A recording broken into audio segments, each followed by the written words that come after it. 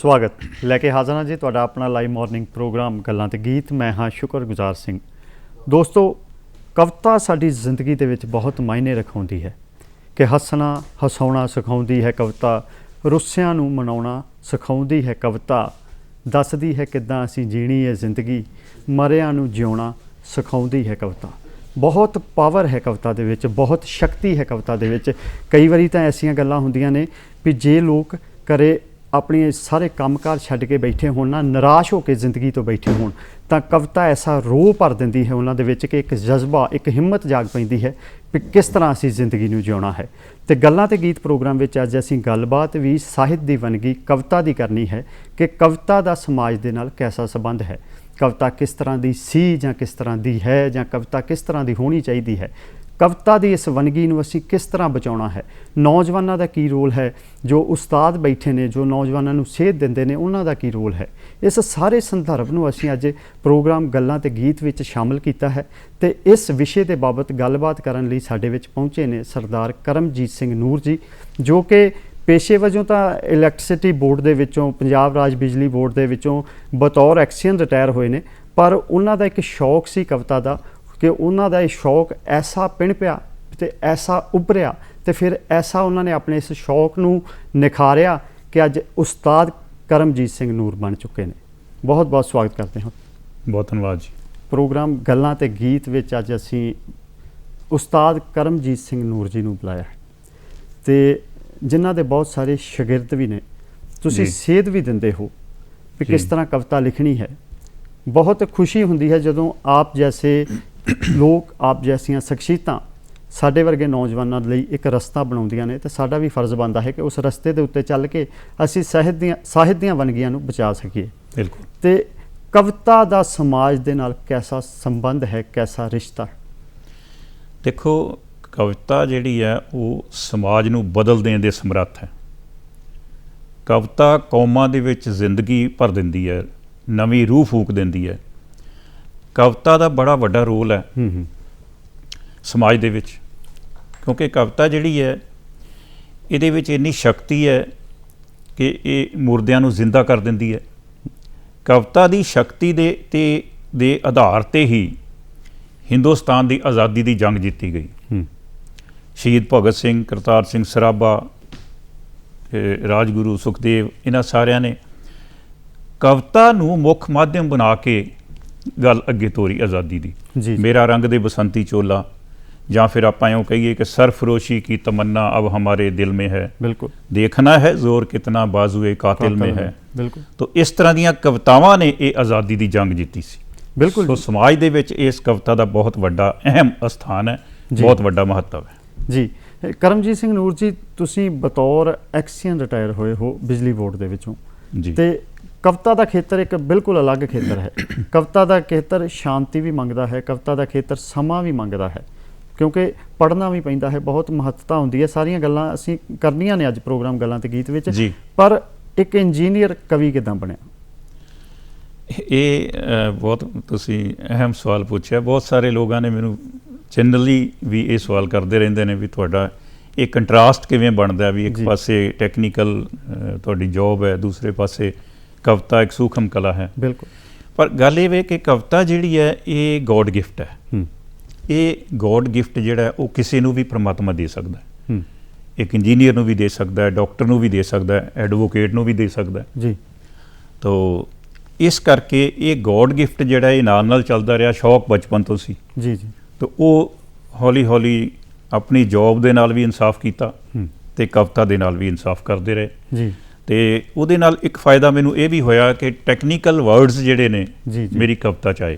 ਅੱਛਾ ਜੀ। ਜਿਵੇਂ ਆਪਾਂ ਬਾਕੀ ਜਿਹੜੀਆਂ ਬੋਲੀਆਂ ਨੇ, ਹੋਰ ਵੀ ਬੋਲੀਆਂ ਦੇ ਸ਼ਬਦ ਜਿਹੜੇ ਨੇ ਉਹ ਆਪਾਂ ਆਪਣੀਆਂ ਕਵਿਤਾ 'ਚ ਇੱਕ ਸ਼ਾਇਰ ਜਿਹੜਾ ਉਹ ਐਡ ਕਰ ਸਕਦਾ ਜੀ ਜੀ, ਬਸ਼ਰਤੇ ਕਿ ਉਹ ਸ਼ਬਦ ਜਿਹੜੇ ਨੇ ਉਹ ਸਾਡੀ ਆਮ ਬੋਲੀ ਦੇ ਵਿੱਚ ਵਰਤੇ ਜਾਂਦੇ ਹੋਣ। ਜਿਵੇਂ ਅਸੀਂ ਉਰਦੂ ਦੇ ਸ਼ਬਦ ਵੀ ਯੂਜ਼ ਕਰਦੇ ਹਾਂ, ਇੰਗਲਿਸ਼ ਦੇ ਵੀ ਈਵਨ ਕਰ ਲੈਂਦੇ ਹਾਂ ਜੀ ਜੀ। ਤਾਂ ਇਸ ਤਰ੍ਹਾਂ ਮੈਂ ਟੈਕਨੀਕਲ ਵਰਡਸ ਵੀ ਉਹਦੇ ਵਿੱਚ ਯੂਜ਼ ਕੀਤੇ। ਜਿਵੇਂ ਹੁਣ ਇੱਕ ਮੇਰੇ ਕੋਲ ਜਿਵੇਂ ਇਨਫੋਰਮੇਸ਼ਨ ਟੈਕਨੋਲੋਜੀ ਹੈ ਜੀ ਜੀ, ਉਹਦੇ 'ਤੇ ਇੱਕ ਮੈਂ ਸ਼ੇਅਰ ਲਿਖਿਆ ਸੀ ਜੀ ਜੀ। ਜ਼ਰੂਰ ਜ਼ਰੂਰ। ਤਾਂ ਮੈਂ ਤੁਹਾਡੇ ਨਾਲ ਸਾਂਝਾ ਕਰਦਾ ਸਰੋਤਿਆਂ ਨਾਲ ਜੀ ਜੀ। ਇਹ ਦੌਲਤ, ਤਾਕਤ ਅਤੇ ਸ਼ੋਹਰਤ ਦੇ ਨਸ਼ੇ ਅੰਦਰ ਇਹ ਦੇਣਹਾਰ ਨੂੰ ਉੱਕਾ ਭੁਲਾ ਜਾਂਦਾ। ਦੌਲਤ ਤਾਕਤ ਤੇ ਸ਼ੋਹਰਤ ਦੇ ਨਸ਼ੇ ਅੰਦਰ ਇਹ ਦੇਣਹਾਰ ਨੂੰ ਉੱਕਾ ਭੁਲਾ ਜਾਂਦਾ ਹੈ। ਬੰਦਾ ਬੰਦੇ ਨੂੰ ਬੰਦਾ ਵੀ ਸਮਝਦਾ ਨਹੀਂ। ਇੱਥੋਂ ਤੀਕ ਦਿਮਾਗ ਚਕਰਾ ਜਾਂਦਾ ਹੈ। ਕਰੇ ਪਾਪ 100 ਪਰਦਿਆਂ ਵਿੱਚ ਲੁਕ ਕੇ ਉਹ ਲੋਕਾਂ ਕੋਲੋਂ ਤੇ ਬੇਸ਼ੱਕ ਲੁਕਾ ਜਾਂਦਾ ਹੈ, ਪਰ ਹਰ ਥਾਂ ਵੀਡੀਓ ਕੈਮਰੇ ਫਿੱਟ ਉਹਦੇ, ਸਭ ਕੁਝ ਉਹਦੀ ਸਕਰੀਨ ਤੇ ਆ ਜਾਂਦਾ। ਵਾਹ ਜੀ ਵਾਹ, ਵਾਕਈ ਸਹੀ ਗੱਲ ਹੈ ਜੀ। ਪਰਮਾਤਮਾ ਸਾਰੇ ਕਿਤੇ ਬੈਠਾ ਹੈ। ਪਰਮਾਤਮਾ ਦੀ ਅਸੀਂ ਰਜ਼ਾ ਦੇ ਵਿੱਚ ਵੀ ਰਹਿੰਦੇ ਹਾਂ ਤੇ ਸਾਨੂੰ ਉਸ ਦੇ ਭਾਣੇ ਵਿੱਚ ਵਾਕਈ ਰਹਿਣਾ ਚਾਹੀਦਾ ਹੈ। ਇਹ ਨੂਰ ਸਾਹਿਬ, ਪੇਸ਼ਕਾਰੀ ਬੜੀ ਮਾਇਨੇ ਰੱਖਦੀ ਹੈ ਕਵਿਤਾ ਦੇ ਵਿੱਚ, ਤੇ ਤੁਸੀਂ ਮਤਲਬ ਕਿ ਸੇਧ ਵੀ ਦਿੰਦੇ ਹੋ, ਹੋਰਾਂ ਨੂੰ ਦੱਸਦੇ ਵੀ ਹੋ, ਤੇ ਵੱਖ-ਵੱਖ ਸਟੇਜਾਂ ਤੇ ਖੁਦ ਵੀ ਬਤੌਰ ਕਵੀ ਪੇਸ਼ ਹੁੰਦੇ ਹੋ ਜੀ। ਪੇਸ਼ਕਾਰੀ ਤੇ ਕਵਿਤਾ ਦਾ ਕੈਸਾ ਰਿਸ਼ਤਾ? ਪੇਸ਼ਕਾਰੀ ਬਹੁਤ ਹੀ ਇੰਪੋਰਟੈਂਟ ਚੀਜ਼ ਹੈ।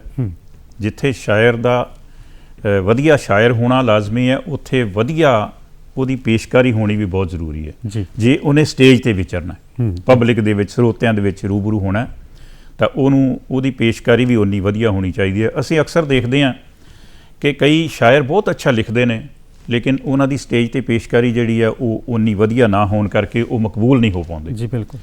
ਤੇ ਕਈ ਲੋਕ ਪੇਸ਼ਕਾਰੀ ਬਹੁਤ ਅੱਛੀ ਕਰ ਲੈਂਦੇ ਨੇ, ਲੇਕਿਨ ਆਪ ਸ਼ਾਇਰ ਅੱਛੇ ਨਹੀਂ ਹੁੰਦੇ। ਜੀ ਬਿਲਕੁਲ। ਤਾਂ ਇਸ ਤਰ੍ਹਾਂ ਜਿਹਨੂੰ ਇਹ ਦੋਨੋਂ ਚੀਜ਼ਾਂ ਪਰਮਾਤਮਾ ਦਿੰਦਾ ਹੈ, ਜੀ ਇਹ ਸੋਨੇ ਤੇ ਸੁਹਾਗਾ ਹੋ ਜਾਂਦਾ। ਬਿਲਕੁਲ ਜੀ।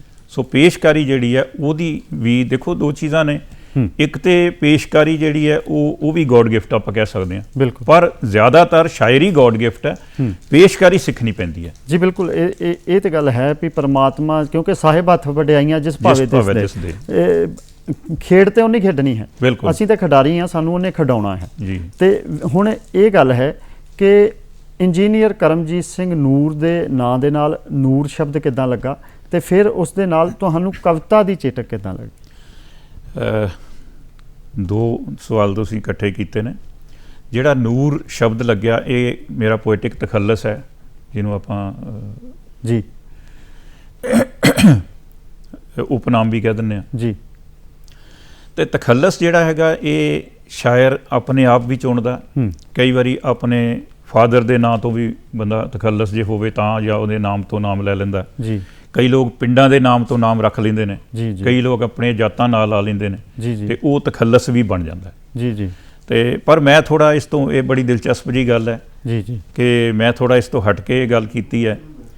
84 ਦੇ ਵਿੱਚ ਮੇਰੇ ਬੇਟੇ ਦਾ ਜਦੋਂ ਅਸੀਂ ਨਾਮ ਰੱਖਿਆ, ਤਾਂ ਮੇਰੀ ਕੋਸ਼ਿਸ਼ ਹੁੰਦੀ ਹੈ ਵੀ ਯੂਨੀਕ ਜਿਹਾ ਨਾਮ ਰੱਖਿਆ ਜਾਵੇ। ਬੜਾ ਸੋਚ ਵਿਚਾਰ ਕੇ ਅਸੀਂ ਉਹਦਾ ਨਾਮ ਰਵੀ ਨੂਰ ਸਿੰਘ ਰੱਖਿਆ। ਅੱਛਾ।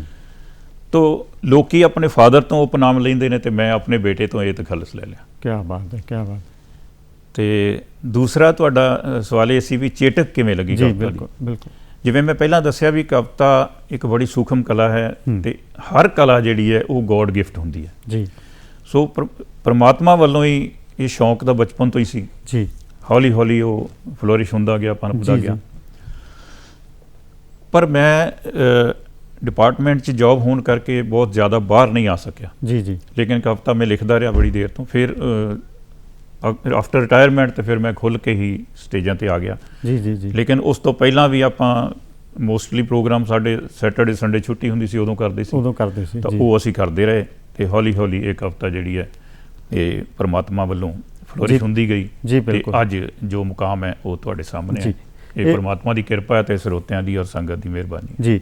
ਨੂਰ ਸਾਹਿਬ, ਦੂਰਦਰਸ਼ਨ ਦਾ ਹਮੇਸ਼ਾ ਇਹੀ ਮੰਤਵ ਰਿਹਾ ਹੈ ਕਿ ਅਸੀਂ ਸੱਭਿਆਚਾਰ ਦੇ ਨਾਲ ਆਪਣੇ ਦਰਸ਼ਕਾਂ ਨੂੰ ਜੋੜਦੇ ਰਹੀਏ, ਸੱਭਿਆਚਾਰ ਦੇ ਨਾਲ ਜੁੜੇ ਰਹੀਏ, ਸੱਭਿਆਚਾਰ ਦੀ ਗੱਲ ਕਰੀਏ, ਕਿਉਂਕਿ ਸਾਡੀ ਮਾਂ ਬੋਲੀ ਹੈ ਜਿਹਨੇ ਸਾਨੂੰ ਵੱਖਰੀ ਆਇਡੈਂਟੀਟੀ ਦਿੱਤੀ ਹੈ।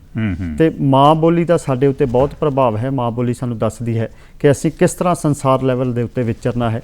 ਦੂਰੋਂ ਲੋਕੀ ਕਹਿ ਦਿੰਦੇ ਨੇ ਕਿ ਉਹ ਪੰਜਾਬੀ ਨੇ। ਤੇ ਨੂਰ ਸਾਹਿਬ, ਤੁਸੀਂ ਮਾਂ ਬੋਲੀ ਦੇ ਸੰਦਰਭ ਤੋਂ ਕੋਈ ਨਾ ਕੋਈ ਕਵਿਤਾ ਜਾਂ ਸ਼ੇਅਰ ਸਾਡੇ ਨਾਲ ਜ਼ਰੂਰ ਸਾਂਝਾ ਕਰੋ। ਮਾਂ ਬੋਲੀ ਤੇ ਦੇਖੋ, ਇਹ ਤੇ ਬਹੁਤ ਹੀ, ਪੰਜਾਬ ਦੇ ਵਿੱਚ ਅਸੀਂ ਰਹਿੰਦੇ ਹਾਂ ਜੀ, ਸਾਡੀ ਮਾਂ ਬੋਲੀ ਪੰਜਾਬੀ ਹੈ। ਜਿੱਥੇ ਜਿੱਥੇ ਵੀ ਪੰਜਾਬੀ ਜਾਂਦਾ ਜੀ, ਉਹ ਆਪਣੀ ਮਾਂ ਬੋਲੀ ਦੀ ਸੇਵਾ ਕਰਦਾ ਹੈ ਆਪਣੀ ਸਮਰੱਥਾ ਅਨੁਸਾਰ। ਬਿਲਕੁਲ। ਔਰ ਕਰਨੀ ਵੀ ਚਾਹੀਦੀ ਹੈ। ਤੇ ਮੈਂ ਜਿਵੇਂ ਤੁਸੀਂ ਜਾਣਦੇ ਹੋ, ਮੈਂ ਕਵਿਤਾ ਦੇ ਵੱਖ-ਵੱਖ ਸਰੋਕਾਰਾਂ 'ਤੇ ਕੰਮ ਕੀਤਾ ਜੀ। ਕਵਿਤਾ ਵੀ ਲਿਖਦਾ ਮੈਂ, ਗੀਤ ਵੀ ਲਿਖਦਾ ਜੀ ਜੀ, ਗਜ਼ਲ ਵੀ ਲਿਖਦਾ ਜੀ। ਤੋ ਇੱਕ ਗੀਤ ਦੇ ਦੋ ਬੋਲ ਕਹਿ ਕੇ ਤੇ ਮੈਂ ਮਾਂ ਬੋਲੀ ਦਾ ਇੱਕ ਬੰਦ ਤੁਹਾਡੇ ਨਾਲ ਸਾਂਝਾ ਕਰਾਂਗਾ ਜੀ।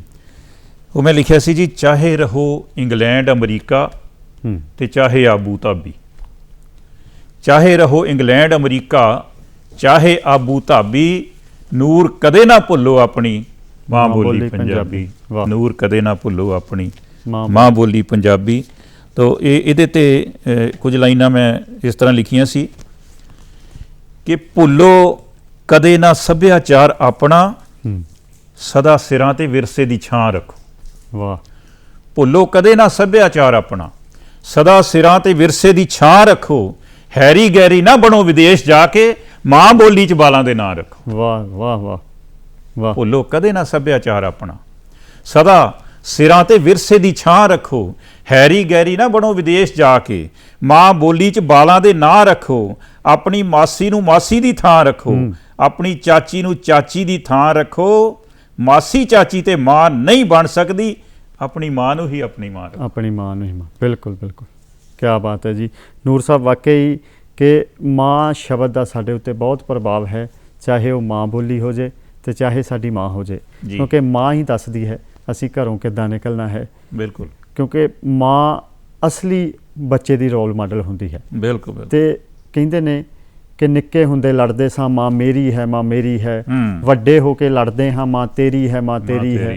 ਮਾਂ ਦੀ ਗੋਦ ਤੋਂ ਨਿੱਘੀ ਕੋਈ ਵੀ ਥਾਂ ਨਹੀਂ ਹੁੰਦੀ, ਪੁੱਤਰ ਜਾਨ ਵੀ ਮੰਗ ਲੈ ਮਾਂ ਤੋਂ ਨਾ ਨਹੀਂ ਹੁੰਦੀ। ਕਰ ਲੋ ਮਾਂ ਦੀ ਸੇਵਾ, ਇਹ ਮੌਕਾ ਫੇਰ ਨਹੀਂ ਮਿਲਣਾ। ਉਹਨਾਂ ਨੂੰ ਪੁੱਛ ਕੇ ਵੇਖੋ ਜਿਨ੍ਹਾਂ ਦੀ ਮਾਂ ਨਹੀਂ ਹੁੰਦੀ। ਮਾਂ ਨੇ ਹੀ ਸਾਨੂੰ ਜ਼ਿੰਦਗੀ ਨੇ ਦੱਸਣੀ ਹੈ ਤੇ ਸਾਨੂੰ ਚਾਹੀਦਾ ਹੈ ਕਿ ਮਾਂ ਦੀ ਹਮੇਸ਼ਾ ਅਸੀਂ ਸੇਵਾ ਕਰੀਏ। ਤੇ ਮਾਂ ਬੋਲੀ ਦੀ ਅਸੀਂ ਗੱਲ ਕੀਤੀ ਤੇ ਰਿਸ਼ਤੇ ਵੀ ਮਾਂ ਤੋਂ ਸ਼ੁਰੂ ਹੁੰਦੇ ਨੇ ਤੇ ਸਭ ਤੋਂ ਪਹਿਲਾ ਰਿਸ਼ਤਾ ਸਾਡਾ ਵਾਤਾਵਰਨ ਨਾਲ ਬਣਦਾ ਹੈ। ਜੀ ਜੀ। ਤੇ ਤੁਸੀਂ ਵਾਤਾਵਰਨ ਦੇ ਸੰਦਰਭ ਤੋਂ ਸਾਡੇ ਨਾਲ ਕੋਈ ਸਤਰਾਂ ਸਾਂਝੀਆਂ ਕਰੋ। ਵਾਤਾਵਰਨ ਦੀ ਸਾਂਭ ਸੰਭਾਲ ਹਮੇਸ਼ਾ ਹੀ ਜ਼ਰੂਰੀ ਰਹੀ ਹੈ ਜੀ, ਤੇ ਅੱਜ ਹੋਰ ਵੀ ਮਹੱਤਵਪੂਰਨ ਹੋ ਗਈ ਹੈ, ਕਿਉਂਕਿ ਜਿਵੇਂ ਆਪਾਂ ਦੇਖਦੇ ਹਾਂ ਕਰੋਨਾ ਮਹਾਮਾਰੀ ਬੜੀ ਫੈਲੀ। ਜੀ ਜੀ। 2 ਸਾਲ ਤੋਂ ਆਪਾਂ ਘਰਾਂ ਵਿੱਚ ਡੱਕੇ ਰਹੇ। ਬਿਲਕੁਲ। ਆਪਾਂ ਜਿੰਨੇ ਵੀ ਕੰਮ ਕੀਤੇ ਆਨਲਾਈਨ ਕੀਤੇ ਘਰਾਂ 'ਚ ਬੈਠ ਕੇ। ਜੀ ਜੀ। ਤੇ ਪ੍ਰਦੂਸ਼ਣ ਵੀ ਬਹੁਤ ਵਧਿਆ। ਬਿਲਕੁਲ। ਤੇ ਪਲੱਸ ਇਹ ਕਰੋਨਾ ਮਹਾਮਾਰੀ ਜਿਹੜੀ ਆਈ, ਇਹਦੇ ਨਾਲ ਸਾਨੂੰ ਇੱਕ ਬਹੁਤ ਵੱਡਾ ਮੈਸੇਜ ਵੀ ਮਿਲਿਆ ਕਿ ਅਸੀਂ ਵਾਤਾਵਰਨ ਦੀ ਬਹੁਤ ਸਾਨੂੰ ਸਾਂਭ ਸੰਭਾਲ ਕਰਨੀ ਚਾਹੀਦੀ ਹੈ। ਜੀ ਜੀ ਜੀ। ਤੇ ਵਾਤਾਵਰਨ ਦੀ ਸੰਭਾਲ ਦੇ ਉੱਤੇ ਜੇ ਆਪਾਂ ਗੱਲ ਕਰੀਏ ਤਾਂ ਉਹਦੇ 'ਚ ਇਹ ਵੇ ਕਿ ਇੱਕ ਤਾਂ ਸਭ ਤੋਂ ਜ਼ਰੂਰੀ ਹੈ ਕਿ ਸਾਨੂੰ ਰੁੱਖ ਲਾਉਣੇ ਚਾਹੀਦੇ ਨੇ। ਜੀ ਬਿਲਕੁਲ। 125 ਕਰੋੜ ਦੀ ਅਗਰ ਸਾਡੀ ਇੰਡੀਆ ਦੀ ਆਬਾਦੀ ਹੈ ਤੇ ਜੇ ਜਿਵੇਂ ਆਪਾਂ ਕਹਿੰਦੇ ਹੁੰਦੇ ਸੀ ਵੀ ਹਰ ਮਨੁੱਖ ਲਾਵੇ ਇੱਕ ਰੁੱਖ, ਜੀ, ਜੇ ਇੱਕ ਰੁੱਖ ਵੀ ਇੱਕ ਮਨੁੱਖ ਲਾਵੇ ਤੇ 125 ਕਰੋੜ ਰੁੱਖ ਇੰਡੀਆ ਦੇ ਵਿੱਚ ਲੱਗ ਸਕਦੇ। ਜੀ ਬਿਲਕੁਲ। ਤੇ ਜਿਹਦੇ ਨਾਲ ਸਾਨੂੰ ਆਕਸੀਜਨ ਦੀ ਕਦੇ ਕਮੀ ਨਹੀਂ ਆ ਸਕਦੀ, ਸਾਡਾ ਵਾਤਾਵਰਨ ਸਾਫ਼ ਹੋਏਗਾ। 4 ਲਾਈਨਾਂ ਵਾਤਾਵਰਨ ਤੇ ਮੈਂ ਇਸ ਤਰ੍ਹਾਂ ਕਹੀਆਂ ਨੇ, ਪ੍ਰਦੂਸ਼ਣ ਤੇ ਪਲੱਸ ਵਾਤਾਵਰਨ ਤੇ, ਕਿ ਪਵਨ ਗੁਰੂ ਤੇ ਪਾਣੀ ਨੂੰ ਪਿਤਾ ਕਹਿੰਦੇ ਤੇ ਅਸੀਂ ਧਰਤੀ ਨੂੰ ਕਹਿੰਦੇ ਆ ਮਾਂ। ਜੀ ਹੈ ਨਾ ਜੀ। ਪਵਨ ਗੁਰੂ ਤੇ ਪਾਣੀ ਨੂੰ ਪਿਤਾ ਕਹਿੰਦੇ, ਅਸੀਂ ਧਰਤੀ ਨੂੰ ਕਹਿੰਦੇ ਆ ਮਾਂ, ਹੈ ਨਾ। ਥਾਂ ਥਾਂ ਅਸੀਂ ਪ੍ਰਦੂਸ਼ਣ ਫੈਲਾ ਛੱਡਿਆ, ਸਾਫ਼ ਛੱਡੀ ਨਹੀਂ ਕੋਈ ਵੀ ਥਾਂ, ਹੈ ਨਾ। ਵੱਡੇ ਰੁੱਖ ਤੇ ਆਲਣੇ ਸਾੜ ਛੱਡੇ, ਵੱਡੇ ਰੁੱਖ ਤੇ ਆਲਣੇ ਢਾਹ ਛੱਡੇ। ਅਸੀਂ ਮਾਰ ਛੱਡੇ ਚਿੜੀਆਂ ਕਾਂ, ਹੈ ਨਾ। ਉਹ ਪਸ਼ੂਆਂ ਨਾਲੋਂ ਵੀ ਅਸੀਂ ਹਾਂ ਗਏ ਗੁਜ਼ਰੇ, ਉਂਝ ਸਾਡਾ ਇਨਸਾਨ ਹੈ ਨਾ, ਹੈ ਨਾ। ਬਿਲਕੁਲ ਜੀ। ਪਸ਼ੂਆਂ ਨਾਲੋਂ ਵੀ ਅਸੀਂ ਹਾਂ ਗਏ ਗੁਜ਼ਰੇ, ਉਂਝ ਸਾਡਾ ਇਨਸਾਨ ਹੈ ਨਾ, ਹੈ ਨਾ। ਤੋ ਵਾਤਾਵਰਨ ਬਚਾਈਏ ਜੇ ਹੈ ਬਚਣਾ, ਇਹਨੂੰ ਸਮਝ ਕੇ ਕੰਮ ਪ੍ਰਮੁੱਖ ਕਰੀਏ। ਰੁੱਖ ਬਦਲਣਾ ਹੈ ਜੇਕਰ ਜ਼ਿੰਦਗੀ ਦਾ, ਰੁੱਖਾਂ ਵੱਲ ਵੀ ਆਪਣਾ ਰੁੱਖ ਕਰੀਏ। ਵਾਹ ਕਿਆ ਬਾਤ ਹੈ। ਵਾਕਈ ਜੀ ਰੁੱਖਾਂ ਨੂੰ ਸਾਂਭਣਾ ਚਾਹੀਦਾ ਹੈ। ਤੇ ਅੱਜ ਅਸੀਂ ਗੱਲਾਂ ਤੇ ਗੀਤ ਪ੍ਰੋਗਰਾਮ ਵਿੱਚ ਕਵਿਤਾ ਦੇ ਸੰਦਰਭ ਤੋਂ ਗੱਲ ਕਰ ਰਹੇ ਹਾਂ, ਸਮਾਜ ਦੇ ਸੰਦਰਭ ਤੋਂ ਗੱਲ ਕਰ ਰਹੇ ਹਾਂ। ਤੇ ਸਾਡਾ ਬਚਪਨ ਹੈ ਨਾ, ਬਚਪਨ ਸਾਨੂੰ ਬਹੁਤ ਕੁਝ ਸਿਖਾਉਂਦਾ ਹੈ। ਬਚਪਨ ਨੇ ਹੀ ਜਵਾਨੀ ਦੇ ਵਿੱਚ ਆਉਣਾ ਹੈ ਤੇ ਫਿਰ ਇਸ ਨੇ ਹੀ ਤਜਰਬੇਕਾਰ ਬਣ ਕੇ ਹੋਰਾਂ ਨੂੰ ਸੇਧ ਦੇਣੀ ਹੈ। ਤੇ ਅੱਜ ਦੇ ਦੌਰ ਦੀ ਜੇ ਮੈਂ ਕਵਿਤਾ ਕਰਾਂ, ਅੱਜ ਦਾ ਕਵਿਤਾ ਕਹਾਂ, ਅੱਜ ਦੇ ਦੌਰ ਦੇ ਵਿੱਚ ਬਾਲ ਕਵਿਤਾ ਕਿੰਨੀ ਕੁ ਜ਼ਰੂਰੀ ਹੈ? ਬਾਲ ਕਵਿਤਾ ਜਿਹੜੀ ਹੈ ਜੀ, ਉਹ ਇਸ ਕਰਕੇ ਜ਼ਰੂਰੀ ਹੈ ਕਿ ਜਿਵੇਂ ਆਪਾਂ ਪਹਿਲਾਂ ਗੱਲ ਕੀਤੀ ਹੈ ਕਿ ਕਵਿਤਾ ਦੇ ਵਿੱਚ ਬੜੀ ਪਾਵਰ ਹੈ। ਜੀ ਜੀ। ਬੜੀ ਸ਼ਕਤੀ ਹੈ। ਕਵਿਤਾ ਦਿਲਾਂ ਨੂੰ ਟੁੰਬਦੀ ਹੈ, ਦਿਲ ਚੋਂ ਨਿਕਲਦੀ ਹੈ, ਦਿਲ ਤੱਕ ਪਹੁੰਚਦੀ ਹੈ। ਬਿਲकुल। ਦਿਲ ਸੇ ਜੋ ਬਾਤ ਨਿਕਲती है असर रखती है, पर नहीं ਤਾਕਤੇ ਪਰਵਾਜ਼ ਮਗਰ ਰੱਖਤੀ ਹੈ। ਵਾਹ। ਤੇ ਕਵਿਤਾ ਦੇ ਵਿੱਚ ਸ਼ਕਤੀ ਹੈ। ਬਾਲਾਂ ਨੂੰ ਅਗਰ ਅੱਜ ਆਪਾਂ ਕਵਿਤਾ ਨਾਲ ਜੋੜਾਂਗੇ ਤਾਂ ਉਹ ਕੱਲ੍ਹ ਨੂੰ ਅੱਛੇ ਬੁਲਾਰੇ, ਅੱਛੇ ਕਵੀ ਬਣ ਕੇ ਉਭਰਨਗੇ ਜੀ ਜੀ ਤੇ ਕੌਮ ਨੂੰ, ਸਮਾਜ ਨੂੰ ਸੇਧ ਦੇ ਸਕਣਗੇ। ਬਿਲਕੁਲ ਕਿਉਂਕਿ ਕਵਿਤਾ ਸਮਾਜ ਦਾ ਆਈਨਾ ਹੁੰਦੀ ਹੈ, ਸਮਾਜ ਨੂੰ ਇੱਕ ਸੇਧ ਦਿੰਦੀ ਹੈ। ਜੀ ਬਿਲਕੁਲ। ਸੋ ਇਸ ਕਰਕੇ ਬਾਲ ਕਵਿਤਾ ਲਿਖਣੀ, ਬੇਸ਼ੱਕ ਜਿਹੜਾ ਪ੍ਰੌੜ ਕਵੀ ਹੈ ਉਹਦੇ ਲਈ ਬਾਲ ਕਵਿਤਾ ਲਿਖਣੀ ਔਖੀ ਹੈ, ਕਿਉਂਕਿ ਉਸ ਲੈਵਲ ਤੇ ਜਾ ਕੇ ਲਿਖਣੀ ਪੈਂਦੀ ਹੈ। ਜੀ ਬੱਚਿਆਂ ਦੇ ਲੈਵਲ ਤੇ ਜਾ ਕੇ ਬੱਚਿਆਂ ਦੀ ਗੱਲ ਕਰਨੀ ਪੈਂਦੀ ਹੈ। ਜੀ ਜੀ ਪਰ ਬਾਲ ਕਵਿਤਾ ਦਾ ਮਹੱਤਵ ਬਹੁਤ ਜ਼ਿਆਦਾ ਹੈ। ਹੂੰ। ਬੱਚਿਆਂ ਨੂੰ ਕਵਿਤਾ ਪੜ੍ਹਾਉਣੀ, ਸਿਖਾਉਣੀ, ਉਚਾਰਨ, ਉਹਨਾਂ ਦੇ ਮੁਕਾਬਲੇ ਕਰਾਉਣੇ, ਇਹ ਸਾਰਾ ਕੁਝ ਬੜਾ ਜ਼ਰੂਰੀ ਜੀ। ਹੈ। ਤੇ ਨੌਜਵਾਨੀ ਵੀ ਸਾਡੇ ਸਮਾਜ ਦਾ ਅਹਿਮ ਹਿੱਸਾ ਹੈ। ਨੌਜਵਾਨਾਂ ਨੇ ਹੀ ਗਾਂਹ ਜਾਣਾ ਹੈ, ਜਿਨ੍ਹਾਂ ਨੇ ਜਿਸ ਰਾਹ ਦੇ ਉੱਤੇ ਉਹ ਤੁਰਨਗੇ, ਸਮਾਜ ਵੀ ਵੈਸਾ ਹੀ ਹੁੰਦਾ ਰਹਿੰਦਾ ਹੈ। ਜੀ। ਤੇ ਸਾਹਿਤ ਦੀ ਧਾਰਾ ਹੈ ਕਵਿਤਾ, ਸਾਹਿਤ ਵੀ ਸਮੇਂ ਅਨੁਸਾਰ ਬਦਲਦਾ ਰਹਿੰਦਾ ਹੈ। ਤੇ ਨੌਜਵਾਨ ਜਿਸ ਤਰ੍ਹਾਂ ਦੇ ਕੰਮ ਕਰਨਗੇ, ਕੁਦਰਤੀ ਗੱਲ ਹੈ ਕਿ ਇੱਕ ਨਵਾਂ ਸਾਹਿਤ ਉਪਜ ਕੇ ਸਾਡੇ ਨਵੀਂ ਪੀੜ੍ਹੀ ਦੇ ਅੱਗੇ ਜਾਵੇਗਾ। ਤੇ ਨੌਜਵਾਨਾਂ ਦੀ ਕਵਿਤਾ ਪ੍ਰਤੀ ਕੈਸੀ ਰੁਚੀ ਹੈ? ਨੌਜਵਾਨਾਂ ਦੀ ਕਵਿਤਾ ਪ੍ਰਤੀ ਜਿਹੜੀ ਰੁਚੀ ਹੈ ਜੀ, ਦੇਖੋ ਕਵਿਤਾ ਜਿਹੜੀ ਹੈ ਉਹ ਲਿਖਣ ਲਈ ਪੜ੍ਹਨਾ ਵੀ ਬੜਾ ਜ਼ਰੂਰੀ ਹੈ। ਬਿਲਕੁਲ। ਤੇ ਨੌਜਵਾਨਾਂ ਦੀ ਪੜ੍ਹਨ ਵੱਲ ਰੁਚੀ ਬਹੁਤ ਘੱਟ ਗਈ, ਹੂੰ।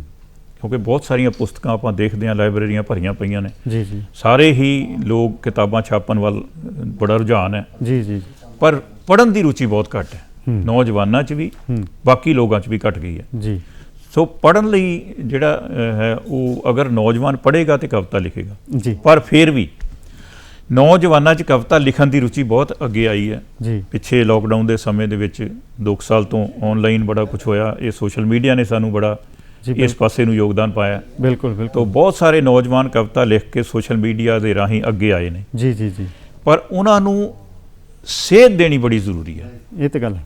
ਜੇ ਉਹ ਜਿਵੇਂ ਪੁਰਾਣੇ ਸਮੇਂ 'ਚ ਉਸਤਾਦੀ ਸ਼ਾਗਿਰਦੀ ਦਾ ਰਿਵਾਜ ਹੁੰਦਾ ਸੀ, ਹੁਣ ਵੀ ਚਲੋ ਕੁਝ ਜਿਨ੍ਹਾਂ ਨੂੰ ਲੋੜ ਹੈ ਕਵਿਤਾ ਦੀ, ਜਿਹੜੇ ਸਮਝਦੇ ਨੇ ਵੀ ਕਵਿਤਾ ਸਿੱਖਣੀ ਜ਼ਰੂਰੀ ਹੈ, ਜੀ ਕਵਿਤਾ ਪੜ੍ਹਨ ਲਈ ਜਾਂ ਅੱਗੇ ਪੇਸ਼ ਕਰਨ ਲਈ ਜਾਂ ਮਸ਼ਹੂਰ ਹੋਣ ਲਈ, ਜੀ ਜੀ ਤਾਂ ਉਹ ਉਸਤਾਦੀ ਸ਼ਾਗਿਰਦੀ ਵੱਲ ਦੁਬਾਰਾ ਵਾਪਸ ਆਏ ਨੇ। ਜੀ। ਤੇ ਯੂਨੀਵਰਸਿਟੀ ਕਾਲਜਾਂ ਦੇ ਵਿੱਚ ਸਾਡੇ ਆਮ ਸਬਜੈਕਟ ਤੇ ਪੜ੍ਹਾਏ ਜਾਂਦੇ ਨੇ, ਅਸੀਂ ਉਹ ਸਬਜੈਕਟਾਂ ਦੇ ਵਿੱਚ ਰਲ ਕੇ ਆਪਣੇ ਨੰਬਰਾਂ ਵੱਲ ਹੋ ਜਾਂਦੇ ਹਾਂ ਵੀ ਮੈਥ 'ਚੋਂ 100 ਆਉਣੇ ਚਾਹੀਦੇ ਆ, ਸਾਇੰਸ ਦੇ ਸਾਡੇ ਇੰਨੇ ਨੰਬਰ ਆਉਣੇ ਚਾਹੀਦੇ ਨੇ।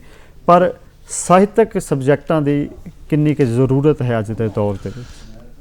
ਜਦੋਂ ਅਸੀਂ ਪੜ੍ਹਦੇ ਸੀ ਜੀ ਤੇ ਮੈਨੂੰ ਯਾਦ ਹੈ ਸਾਡੀ ਪੰਜਾਬੀ ਦੀ 10ਵੀਂ ਦੀ ਕਿਤਾਬ ਹੁੰਦੀ ਸੀ ਸਾਹਿਤਵਾੜੀ। ਜੀ ਜੀ ਉਹਦੇ ਵਿੱਚ ਬਹੁਤ ਸਾਰਾ ਸਾਹਿਤ ਹੁੰਦਾ ਸੀ, ਕਿਉਂਕਿ ਨਾਂ ਤੋਂ ਹੀ ਓਬਵੀਅਸ ਹੈ ਵੀ ਸਾਹਿਤਵਾੜੀ। ਬਿਲਕੁਲ। ਤਾਂ ਉਹਦੇ ਵਿੱਚ ਸਾਰਾ ਸਾਹਿਤ ਹੀ ਹੁੰਦਾ ਸੀਗਾ। ਵਾਰਿਸ ਸ਼ਾਹ, ਬੁੱਲੇ ਸ਼ਾਹ, ਹਾਸ਼ਮ ਸ਼ਾਹ, ਬਾਬਾ ਫਰੀਦ, ਭਾਈ ਵੀਰ ਸਿੰਘ, ਪ੍ਰੋਫੈਸਰ ਮੋਹਨ ਸਿੰਘ, ਅੰਮ੍ਰਿਤਾ ਪ੍ਰੀਤਮ, ਧਨੀ ਰਾਮ ਚਾਤਰਿਕ, ਜੀ ਜੀ ਬਹੁਤ ਸਾਰੇ ਲੋਕਾਂ ਦੀਆਂ ਕਵਿਤਾਵਾਂ ਪਲੱਸ ਉਹਦੇ ਵਿੱਚ ਜਿਹੜੀ ਅੱਛੀ ਸ਼ਾਇਰੀ ਸੀ ਪੁਰਾਣੀ, ਜੀ ਜੀ ਉਹ ਉਹਦੇ ਵਿੱਚ ਦਰਜ ਹੁੰਦੀ ਸੀ ਤੇ ਬੱਚਿਆਂ ਨੂੰ ਉਹ ਪੜ੍ਹਾਈ ਜਾਂਦੀ ਸੀ। ਜੀ ਬਿਲਕੁਲ। ਹੁਣ ਸਿਲੇਬਸ ਦੇ ਵਿੱਚੋਂ ਸਾਹਿਤ ਬਹੁਤ ਸਾਰਾ ਮਨਫੀ ਹੋ ਗਿਆ। ਹੂੰ। ਜਿਹੜੇ ਲੋਕ ਸਾਹਿਤ ਦੀ ਐਮਏ ਕਰਦੇ ਨੇ ਜਾਂ ਸਾਹਿਤ ਨੂੰ ਪੜ੍ਹਦੇ ਨੇ, ਉਹਨਾਂ ਦੇ ਸਿਲੇਬਸ 'ਚ ਤਾਂ ਇਹ ਚੀਜ਼ਾਂ ਹੈਗੀਆਂ, ਲੇਕਿਨ ਜਿਹੜੀਆਂ ਇਹ ਸਾਡੀਆਂ ਬੱਚਿਆਂ ਦੀਆਂ ਕਿਤਾਬਾਂ 'ਚ ਇਹ ਸਿਲੇਬਸ ਹੋਣਾ ਬਹੁਤ ਜ਼ਰੂਰੀ ਹੈ। ਬਹੁਤ ਜ਼ਰੂਰੀ। ਪੁਰਾਤਨ ਜਿਹੜੇ ਸ਼ਾਇਰ ਨੇ ਉਹਨਾਂ ਦੀ ਸ਼ਾਇਰੀ ਜਾਂ ਹੋਰ ਅਜੋਕੀ ਸ਼ਾਇਰੀ, ਇਹਦੇ ਬਾਰੇ ਜੋ ਸ਼ਾਇਰੀ ਕਿਵੇਂ ਕੀਤੀ ਜਾਂਦੀ ਹੈ, ਕਿਵੇਂ ਲਿਖੀ ਜਾਂਦੀ ਹੈ, ਕਾਫੀਆ, ਰਦੀਫ, ਪਿੰਗਲ, ਉਰੂਜ਼, ਸਾਰਾ ਕੁਝ ਜੀ ਇਹ ਬੱਚਿਆਂ ਦੇ ਸਿਲੇਬਸ 'ਚ ਹੋਣਾ ਚਾਹੀਦਾ। ਵਾਹ ਕੀ ਬਾਤ ਹੈ। ਤੇ ਤੁਸੀਂ ਕਈ ਬਹੁਤ ਸਾਰੇ ਮਸ਼ਹੂਰ ਸਾਹਿਤਕਾਰਾਂ ਦੇ ਨਾਂ ਲਏ, ਕਵੀਆਂ ਦੇ ਨਾਂ ਲਏ, ਹੈ ਨਾ ਜੀ। ਤੇ ਬਹੁਤ ਸਾਰੀਆਂ ਲਿਖਤਾਂ ਐਸੀਆਂ ਨੇ ਪੁਰਾਣੇ ਕਵੀਆਂ ਦੀਆਂ ਜਿਨ੍ਹਾਂ ਨੂੰ ਕੋਈ ਇਸ ਵਕਤ ਸਾਂਭ ਨਹੀਂ ਰਿਹਾ। ਉਹ ਲਿਖਤਾਂ ਬਾਰੇ ਤੁਸੀਂ ਕੀ ਕਹਿੰਦੇ ਹੋ? ਕਿੰਨਾ ਕੁ ਸਹਿਮਤ ਹੋ ਮੇਰੀ ਗੱਲ ਦੇ ਨਾਲ? ਮੈਂ ਤੁਹਾਡੀ ਗੱਲ ਨਾਲ 100% ਸਹਿਮਤ ਹਾਂ ਕਿ ਜਿਹੜੀਆਂ ਪੁਰਾਣੇ ਸ਼ਾਇਰਾਂ ਦੀਆਂ ਲਿਖਤਾਂ, ਜਿਹੜੇ ਬਹੁਤ ਅੱਛੇ ਸ਼ਾਇਰ ਸੀ ਜੀ, ਪਹਿਲਾਂ ਬੜੇ ਸ਼ਾਇਰ ਹੁੰਦੇ ਸੀ, ਹਰ ਸ਼ਹਿਰ 'ਚ 10-12 ਵੱਡੇ ਵਧੀਆ ਕਵੀ ਹੁੰਦੇ ਸੀ, ਦਿੱਲੀ 'ਚ ਤਾਂ 100 ਦੇ ਕਰੀਬ ਹੋਣਗੇ। ਜੀ ਜੀ ਜੀ। ਉਹਨਾਂ ਵਿੱਚੋਂ ਜਿਹੜੇ ਸਰਦੇ ਪੁੱਜਦੇ ਸੀਗੇ, ਜਿਹੜੇ ਅਫੋਰਡ ਕਰਦੇ ਸੀ, ਉਹਨਾਂ ਨੇ ਤੇ ਆਪਣੀਆਂ ਲਿਖਤਾਂ ਨੂੰ ਕਿਤਾਬਾਂ ਛਾਪ ਕੇ ਸਾਂਭ ਲਿਆ। ਜੀ ਜੀ। ਲੇਕਿਨ ਬਹੁਤ ਸਾਰੇ ਕਵੀ ਐਸੇ ਸੀ ਜਿਹੜੇ ਅਫੋਰਡ ਨਹੀਂ ਸੀ ਕਰ ਪਾਉਂਦੇ, ਕਿਉਂਕਿ ਬਹੁਤ ਗਰੀਬ ਤਬਕੇ 'ਚੋਂ ਕਈ ਕਵੀ ਉੱਠੇ ਸੀ। ਗੋਡ ਗਿਫਟ ਹੈ ਨਾ, ਕਿਸੇ ਨੂੰ ਵੀ ਦੇ ਸਕਦਾ ਉਹ। ਜੀ ਜੀ ਜੀ। ਤਾਂ ਉਹਨਾਂ ਦੀਆਂ ਲਿਖਤਾਂ ਸਾਰੀਆਂ ਰੁਲ ਗਈਆਂ, ਉਹਨਾਂ ਦੇ ਪਰਿਵਾਰ ਨੇ ਨਹੀਂ, ਉਹਨਾਂ ਦੇ ਬੱਚਿਆਂ ਨੇ ਨਹੀਂ ਉਹ ਸਾਂਭੀਆਂ ਜੀ, ਉਹ ਖਤਮ ਹੋ ਗਈਆਂ। ਉਹ ਖਜ਼ਾਨਾ ਬਹੁਤ ਵੱਡਾ ਸੀ ਲੇਕਿਨ ਉਹ ਰੁਲ ਗਿਆ। ਬਿਲਕੁਲ। ਤੇ ਉਹਨਾਂ ਦੀਆਂ ਲਿਖਤਾਂ ਨੂੰ ਸਾਂਭਣ ਲਈ ਇਸ ਵੇਲੇ ਇੱਕ ਬਹੁਤ ਜ਼ਰੂਰੀ ਗੱਲ ਹੈ, ਜੇ ਪੁਰਾਣੇ ਕਿਸੇ ਵੀ ਸ਼ਾਇਰ ਦੇ ਘਰੋਂ ਕੁਝ ਮਿਲਦਾ ਹੈ ਤੇ ਉਹਨੂੰ ਵੀ ਸਾਂਭ ਲੈਣਾ ਚਾਹੀਦਾ ਜੀ ਜੀ। ਤਾਂ ਇਹ ਫਰਜ਼ ਬਣਦਾ ਹੈ ਸਰਕਾਰਾਂ ਦਾ, ਵੱਡੀਆਂ ਵੱਡੀਆਂ ਸੰਸਥਾਵਾਂ ਦਾ। ਜੇ ਸਾਡੀ ਜਿਵੇਂ ਹੁਣ ਜੇ ਧਾਰਮਿਕ ਸਾਹਿਤ ਦੀ ਗੱਲ ਕਰੀਏ, ਧਾਰਮਿਕ ਕਵਿਤਾ ਦੀ ਗੱਲ ਕਰੀਏ, ਤਾਂ ਸ਼੍ਰੋਮਣੀ ਗੁਰਦੁਆਰਾ ਪ੍ਰਬੰਧਕ ਕਮੇਟੀ ਹੈ, ਦਿੱਲੀ ਗੁਰਦੁਆਰਾ ਪ੍ਰਬੰਧਕ ਕਮੇਟੀ ਹੈ, ਹੋਰ ਸਾਡੀਆਂ ਧਾਰਮਿਕ ਸੰਸਥਾਵਾਂ ਨੇ, ਸਾਡੀਆਂ ਸਾਹਿਤ ਅਕੈਡਮੀਆਂ ਨੇ। ਬਿਲਕੁਲ। ਇਹਨਾਂ ਨੂੰ ਇਹ ਬੀੜਾ ਚੁੱਕਣਾ ਚਾਹੀਦਾ। ਬਿਲਕੁਲ। ਔਰ ਜਿੱਥੇ ਜਿਹੜੇ ਵੀ ਕਵੀ ਅਫੋਰਡ ਨਹੀਂ ਕਰ ਸਕਦੇ, ਉਹਨਾਂ ਦੀਆਂ ਕਵਿਤਾਵਾਂ ਨੂੰ ਉਹਨਾਂ ਦੇ ਜਿਹੜੇ ਹੋਰ ਵੀ ਸਾਹਿਤਕਾਰ ਨੇ ਉਹਨਾਂ ਦੇ ਸਾਹਿਤ ਨੂੰ ਇਕੱਤਰ ਕਰਕੇ ਉਹਨਾਂ ਨੂੰ ਸਾਂਭਣਾ ਚਾਹੀਦਾ ਹੈ ਕਿਤਾਬਾਂ ਦੇ ਰੂਪ ਦੇ। ਬਿਲਕੁਲ ਜੀ ਬਿਲਕੁਲ, ਇਹ ਫਾਇਦਾ ਵੀ ਹੋਏਗਾ ਨੌਜਵਾਨਾਂ ਨੂੰ ਵੀ, ਆਉਣ ਵਾਲੀ ਪੀੜ੍ਹੀ ਨੂੰ ਵੀ ਫਾਇਦਾ ਹੋਵੇਗਾ। ਤੇ ਤੁਸੀਂ ਬਾਹਰਲੇ ਦੇਸ਼ਾਂ ਦੇ ਵਿੱਚ ਵੀ ਆਉਂਦੇ ਜਾਂਦੇ ਹੋ ਨਾ, ਤੇ ਦੇਸ਼ ਦੇ ਵਿੱਚ ਹਰ ਤਰ੍ਹਾਂ ਦੀ ਕਵਿਤਾ ਹੈ, ਵੀਰ ਰਸ ਵੀ ਹੈ, ਸ਼ਾਂਤ ਰਸ ਵੀ ਹੈ, ਹਾਸ ਰਸ ਕਵਿਤਾ ਵੀ ਹੈ, ਤੇ ਪੰਜਾਬੀ ਕਵਿਤਾ ਦਾ ਵੀ ਲੈਵਲ ਬਹੁਤ ਉੱਚਾ ਹੈ, ਬਹੁਤ ਸਿਰਮੌਰ ਕਵਿਤਾ ਹੈ ਪੰਜਾਬੀ ਕਵਿਤਾ। ਤੇ ਬਾਹਰਲੇ ਦੇਸ਼ਾਂ ਦੇ ਵਿੱਚ ਤੁਸੀਂ ਪੰਜਾਬੀ ਕਵਿਤਾ ਨੂੰ ਜਾਂ ਪੰਜਾਬੀ ਸਾਹਿਤਕਾਰਾਂ ਦੇ ਰੋਲ ਨੂੰ ਕਿਸ ਤਰ੍ਹਾਂ ਲੈ ਕੇ ਚੱਲਦੇ ਹੋ? ਬਾਹਰਲੇ ਦੇਸ਼ਾਂ ਦੇ ਵਿੱਚ ਵੀ ਕਵਿਤਾ ਜਿਹੜੀ ਹੈ ਬਹੁਤ ਹੈ, ਬੜਾ ਸ਼ੌਂਕ ਹੈ ਲੋਕਾਂ ਨੂੰ ਜੀ। ਪਰ ਬਾਹਰਲੇ ਦੇਸ਼ਾਂ ਵਿੱਚ ਮੈਂ ਜਾ ਕੇ ਇਹ ਦੇਖਿਆ ਕਵੀਆਂ ਨੂੰ ਸਤਿਕਾਰ ਬੜਾ ਦਿੰਦੇ ਨੇ ਉਹ, ਜਿੱਥੇ ਜਿੱਥੇ ਵੀ ਅਸੀਂ ਗਏ ਹਾਂ ਬੜਾ ਮਾਣ ਮਿਲਿਆ ਜੀ। ਇੱਕ ਅਸੀਂ 2005 ਦੇ ਵਿੱਚ 4 ਕਵੀ ਗਏ ਸੀ, ਪੂਰਾ ਕਵੀ ਦਰਬਾਰ ਲੈ ਕੇ ਗਏ ਸੀ ਜੀ ਜੀ ਜੀ। ਤਾਂ ਇੰਗਲੈਂਡ ਗਏ ਸੀ ਅਸੀਂ ਜੀ, ਤਾਂ ਉੱਥੇ ਪਹਿਲਾਂ ਜਦੋਂ ਲੋਕ ਜਾਂਦੇ ਸੀ ਕੱਲਾ ਕੱਲਾ ਕਵੀ ਜਾਂਦਾ ਸੀ ਜੀ, ਤੇ ਉਹ ਸਮਾਂ ਆਪਣਾ ਥੋੜ੍ਹਾ ਬਹੁਤ ਸਮਾਂ ਲਿਆ ਤੇ ਬੋਲ ਕੇ ਆ ਗਿਆ ਜੀ ਜੀ। ਲੇਕਿਨ ਜਦੋਂ ਅਸੀਂ 4 ਕਵੀ ਪੂਰਾ ਕਵੀ ਦਰਬਾਰ ਲੈ ਕੇ ਗਏ ਤਾਂ ਸਾਨੂੰ ਬਹੁਤ ਉੱਥੇ ਮਾਨ ਸਨਮਾਨ ਮਿਲਿਆ। ਅਸੀਂ ਲਗਭਗ 16-17 ਇੰਗਲੈਂਡ ਦੇ ਸ਼ਹਿਰਾਂ ਦੇ ਵਿੱਚ ਕਵੀ ਦਰਬਾਰ ਕੀਤੇ, ਔਰ ਅਸੀਂ ਉੱਥੇ ਸਾਨੂੰ ਬਹੁਤ ਜ਼ਿਆਦਾ ਉਹਨਾਂ ਨੇ ਮਤਲਬ ਪੰਜਾਬੀ ਕਵਿਤਾ ਨੂੰ ਉੱਥੇ ਸਾਂਭਿਆ ਵੀ ਜਾ ਰਿਹਾ ਹੈ ਤੇ ਸਾਂਭਿਆ ਇਸ ਤਰ੍ਹਾਂ ਜਾ ਰਿਹਾ। ਦੇਖੋ ਉੱਥੇ ਕਵੀ ਉੱਥੇ ਵੀ ਬਹੁਤ ਨੇ ਜੀ, ਉਹਨਾਂ ਨੂੰ ਸ਼ੌਂਕ ਵੀ ਬੜਾ ਜੀ, ਪਰ ਮੈਂ ਦੇਖਿਆ ਵੀ ਉਹਨਾਂ ਦੀ ਕਵਿਤਾ ਜਿਹੜੀ ਹੈ ਉਹਨਾਂ ਨੂੰ ਸਿਰਫ ਕਿਤਾਬਾਂ ਛਾਪਣ ਦਾ ਜ਼ਿਆਦਾ ਸ਼ੌਂਕ ਹੈ। ਅੱਛਾ ਜੀ। ਕਿਉਂਕਿ ਪੈਸਾ ਉਹਨਾਂ ਕੋਲ ਹੈਗਾ, ਉਹ ਉੱਧਰੋਂ ਕਿਤਾਬਾਂ ਛਾਪਣ ਲਈ ਕਵਿਤਾ ਭੇਜ ਦਿੰਦੇ ਨੇ, ਇੱਧਰੋਂ ਛਪ ਕੇ ਚਲੀਆਂ ਜਾਂਦੀਆਂ ਜੀ ਜੀ। ਪਰ ਉਹਨਾਂ ਨੂੰ ਉਹਨਾਂ ਦੇ ਵਿੱਚ ਜਿਵੇਂ ਆਪਾਂ ਅੱਗੇ ਗੱਲ ਕੀਤੀ ਹੈ ਵੀ ਉਸਤਾਦੀ ਸ਼ਾਗਿਰਦੀ ਵਾਲੀ ਗੱਲ ਵੀ ਘੱਟ ਹੈ, ਮਿਆਰ ਜਿਹੜਾ ਹੈ ਕਵਿਤਾ ਦਾ ਜੀ ਜੀ ਉਹ ਬਹੁਤ ਹੋਣਾ ਬਹੁਤ ਜ਼ਰੂਰੀ ਹੈ। ਇਹ ਗੱਲ ਤਾਂ ਠੀਕ ਹੈ। ਤੇ ਸਾਡੀ ਕਵਿਤਾ ਨੇ ਸਾਨੂੰ ਬਹੁਤ ਕੁਝ ਦੱਸਿਆ ਹੈ, ਸਾਡੇ ਦੁੱਖਾਂ ਨੂੰ ਵੰਡਾਇਆ ਹੈ, ਸਾਨੂੰ ਮੁਹੱਬਤਾਂ ਦਿੱਤੀਆਂ ਨੇ, ਸਾਡੀਆਂ ਸਾਂਝਾਂ ਨੂੰ ਵਧਾਇਆ ਹੈ, ਤੇ ਸਾਨੂੰ ਹਾਸੇ ਵੀ ਵੰਡੇ ਨੇ। ਤੇ ਕਿਉਂ ਨਾ ਇੱਕ ਹਾਸ ਰਸ ਆਪਾਂ ਅੱਜ ਦੇ ਪ੍ਰੋਗਰਾਮ ਵਿੱਚ ਸ਼ਾਮਲ ਕਰ ਲਈਏ। ਜੀ ਜੀ ਜੀ। ਇਹ ਕਵਿਤਾ ਦੇ 9 ਰਸ ਹੁੰਦੇ ਨੇ ਜੀ, ਜਿਵੇਂ ਤੁਸੀਂ ਜਾਣਦੇ ਹੋ, ਤੁਸੀਂ ਆਪ ਵੀ ਕਵੀ ਹੋ ਜੀ। ਉਹਦੇ ਵਿੱਚ ਖਾਸ ਤੌਰ ਤੇ ਵੀਰ ਰਸ, ਸ਼ਿੰਗਾਰ ਰਸ, ਕਰੁਣਾ ਰਸ ਜੀ, ਤੇ ਸ਼ਾਂਤ ਰਸ, ਬਿਲਕੁਲ, ਤੇ ਇਸ ਤਰ੍ਹਾਂ ਹਾਸ ਰਸ ਵੀ ਉਹਦੇ ਵਿੱਚੋਂ ਇੱਕ ਹੈ ਜੀ। ਤੇ ਹਾਸ ਰਸ ਲਿਖਣ ਵਾਲੇ ਜਿਹੜੇ ਕਵੀ ਨੇ ਉਹ ਪਹਿਲਾਂ ਬਹੁਤ ਸੀਗੇ, ਹੁਣ ਤਾਂ ਬਹੁਤ ਘਟ ਗਿਆ। ਤੇ ਹਾਸ ਰਸ ਵੀ ਜਿਹੜਾ ਹੈ ਬੜਾ ਜ਼ਰੂਰੀ ਹੈ, ਕਿਉਂਕਿ ਅਸੀਂ ਗੱਲ ਤੇ ਸਮਾਜ ਦੀ ਕਰਨੀ ਹੈ, ਸਮਾਜ ਨੂੰ ਸੇਧ ਦੀ ਕਰਨੀ ਹੈ ਜੀ ਜੀ। ਲੇਕਿਨ ਹਾਸ ਰਸ ਦੇ ਰਾਹੀਂ ਅਗਰ ਕੋਈ ਗੱਲ ਕਰਦੇ ਹਾਂ ਤੇ ਉਹ ਹੋਰ ਜ਼ਿਆਦਾ ਲੋਕਾਂ ਤੱਕ ਟੱਚ ਕਰਦੀ ਹੈ, ਜਾ ਕੇ ਪਹੁੰਚਦੀ ਹੈ। ਤਾਂ ਮੈਂ ਇੱਕ ਸ਼ੇਰ ਤੁਹਾਡੇ ਨਾਲ ਸਾਂਝਾ ਕਰਦਾ ਹਾਸ ਰਸ ਤੇ ਜੀ, ਕਿ ਤਰਜ਼ੇ ਜ਼ਿੰਦਗੀ ਬਦਲ ਗਈ ਬੱਚਿਆਂ ਦੀ, ਕਦਰਾਂ ਕੀਮਤਾਂ ਗਈਆਂ ਨੇ ਖੋ ਅੱਜ ਕੱਲ੍ਹ। ਤਰਜ਼ੇ ਜ਼ਿੰਦਗੀ ਬਦਲ ਗਈ ਬੱਚਿਆਂ ਦੀ, ਕਦਰਾਂ ਕੀਮਤਾਂ ਗਈਆਂ ਨੇ ਖੋ ਅੱਜ ਕੱਲ੍ਹ। ਬਰਗਰ ਖਾ ਖਾ ਕੇ ਬਰਗਰ ਬਣੀ ਜਾਂਦੇ, ਖਾਣੇ ਭੁੱਲ ਗਏ ਕੇਲੇ ਤੇ ਸਿਓ ਅੱਜ ਕੱਲ੍ਹ। ਬਿਲਕੁਲ, ਬਰਗਰ ਖਾ ਖਾ ਕੇ ਬਿਲਕੁਲ ਬਰਗਰ ਬਣੀ ਜਾਂਦੇ, ਖਾਣੇ ਭੁੱਲ ਗਏ ਕੇਲੇ ਤੇ ਸਿਓ ਅੱਜ ਕੱਲ੍ਹ। ਦੁੱਧ ਇਹਨਾਂ ਨੂੰ ਦੰਦੀਆਂ ਵੱਢਦਾ ਹੈ, ਲੜਦਾ ਇਹਨਾਂ ਨੂੰ ਦੇਸੀ ਘਿਓ ਅੱਜ ਕੱਲ੍ਹ। ਮੈਨੇ ਬਦਲ ਗਿਆ ਪਿਆਰ ਤੇ ਦੋਸਤੀ ਦੇ, ਉੱਡੀ ਰਿਸ਼ਤਿਆਂ ਵਿੱਚੋਂ ਖੁਸ਼ਬੂ ਅੱਜ ਕੱਲ੍ਹ। ਬਿਲਕੁਲ ਸਹੀ, ਮੈਨੇ ਬਦਲ ਗਏ ਪਿਆਰ ਤੇ ਦੋਸਤੀ ਦੇ, ਉੱਡੀ ਰਿਸ਼ਤਿਆਂ ਵਿੱਚੋਂ ਖੁਸ਼ਬੂ ਅੱਜ ਕੱਲ੍ਹ। ਇਹ ਕਿਉਂ ਹੋਇਆ? ਵੱਖੋ ਵੱਖਰੇ ਕਮਰੇ ਨੇ ਬੱਚਿਆਂ ਦੇ, ਵੱਖੋ ਵੱਖਰੇ ਕਮਰੇ ਨੇ ਬੱਚਿਆਂ ਦੇ, ਅੰਦਰੀ ਵੜੇ ਰਹਿੰਦੇ ਬੂਹੇ ਢੋ ਅੱਜ ਕੱਲ੍ਹ। ਅੱਜ ਮੋਬਾਈਲ ਹੈ ਇਹਨਾਂ ਦੀ ਮਾਂ ਬਣਿਆ ਤੇ ਕੰਪਿਊਟਰ ਹੈ ਇਹਨਾਂ ਦਾ ਪਿਓ ਅੱਜ। ਵਾਹ ਵਾਹ ਵਾਹ, ਸੱਚੀ ਗੱਲ ਹੈ ਜੀ। ਇਹ ਤਰਾਸਦੀ ਹੈ ਸਾਡੇ ਸਮਾਜ ਦੀ ਕਿ ਮਹਿਕਾਂ ਜੇਕਰ ਚਾਹੁੰਦੇ ਹੋ ਬੱਚਿਆਂ ਨੂੰ ਸੰਸਕਾਰ ਦਿਓ, ਹੱਥਾਂ ਦੇ ਵਿੱਚ ਕਲਮ ਦਿਓ ਨਾ, ਵੱਡੀ ਲੰਮੀ ਕਾਰ ਦਿਓ, ਬੁਲਟ ਪਟਾਕੇ ਦੱਸੋ ਨਹੀਂ, ਸਾਈਕਲ ਜਿਹਾ ਸੰਸਾਰ ਦਿਓ, ਔਰ ਰੁੱਖ ਲਗਾਓ ਰੀਤ ਤਾਂ ਤੋਰੋ, ਹੱਲਾ ਸ਼ੇਰੀ ਯਾਰ ਦਿਓ।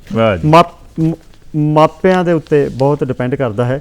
ਤੇ ਤੁਹਾਡੇ ਨਾਲ ਗੱਲਾਂ ਕਰਨ ਨੂੰ ਤੇ ਸਾਡਾ ਬਹੁਤ ਜੀਅ ਕਰਦਾ ਹੈ ਤੁਹਾਡੇ, ਕਿਉਂਕਿ ਕਾਫੀ ਭੰਡਾਰ ਸਾਡੇ ਅੱਗੇ ਪਿਆ ਹੈ ਤੇ ਅਸੀਂ ਵੀ ਚਾਹੁੰਦੇ ਹਾਂ ਕਿ ਇਹ ਸੁਣੀਏ, ਪਰ ਕਿਤੇ ਨਾ ਕਿਤੇ ਸਮਾਂ ਸਾਨੂੰ ਇਜਾਜ਼ਤ ਨਹੀਂ ਦਿੰਦਾ ਕਿ ਅਸੀਂ ਪ੍ਰੋਗਰਾਮ ਨੂੰ ਅੱਗੇ ਵਧਾ ਸਕੀਏ। ਪਰ ਫਿਰ ਵੀ ਅਸੀਂ ਚਾਹੁੰਦੇ ਹਾਂ ਕਿ ਕਰਮਜੀਤ ਸਿੰਘ ਨੂਰ ਜੀ ਕੋਲੋਂ ਜਾਂਦੇ ਜਾਂਦੇ ਸੰਦੇਸ਼ ਲਈਏ ਕਵਿਤਾ ਦੇ ਸੰਦਰਭ ਤੋਂ, ਸਾਹਿਤ ਦੇ ਸੰਦਰਭ ਤੋਂ ਜੀ।